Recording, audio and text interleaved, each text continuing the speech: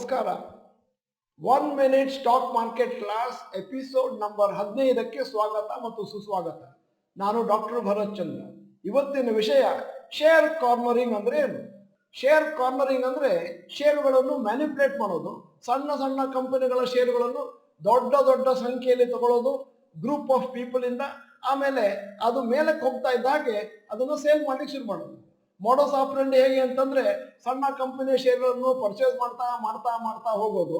ಅಂದ್ರೆ 10, 15, 20, 25, 30 ರೂಪಾಯಿನಲ್ಲಿ ಅದು ಮೇಲಕ್ಕೆ ಮೇಲಕ್ಕೆ ಹೋದ್ಮೇಲೆ ಎಲ್ಲರಿಗೂ SMS, ಸೋಷಿಯಲ್ ಮೀಡಿಯಾ ಪ್ಲಾಟ್ಫಾರ್ಮ್ ಇಂದ ಒಂದಷ್ಟು ಮೆಸೇಜ್ ಕಳಿಸೋದು, ಈ ಪರ್ಟಿಕ್ಯುಲರ್ ಶೇರು ಮೇಲಕ್ಕೆ ಹೋಗ್ತಾ ಇದೆ, ಪರ್ಚೇಸ್ ಮಾಡಿ ಅಂತ. ಅವರು ಆ ಶೇರುಗಳನ್ನು ಪರ್ಚೇಸ್ ಮಾಡ್ತಾ ಇದ್ದ ಹಾಗೆ ಈ ಪರ್ಟಿಕ್ಯುಲರ್ ಸೆಟ್ ಆಫ್ ಪೀಪಲ್ ಅದನ್ನ ಮಾರ್ಕೊಂತಾ ಹೋಗ್ತಾರೆ.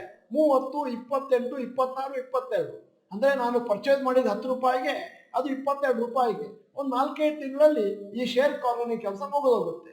ಪ್ರಪಂಚದ ಎಲ್ಲ ಊರುಗಳಲ್ಲಿ ಎಲ್ಲ ದೇಶಗಳಲ್ಲಿ ಕೂಡ ಶೇರ್ ಕಾರ್ನರಿಂಗ್ ಅನ್ನು ಇಲ್ಲಿಗಲ್ ಮತ್ತು ಬ್ಯಾನ್ ಮಾಡಿದ್ದಾರೆ.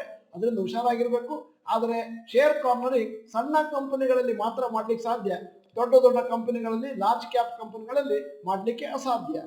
ನಮಸ್ಕಾರ.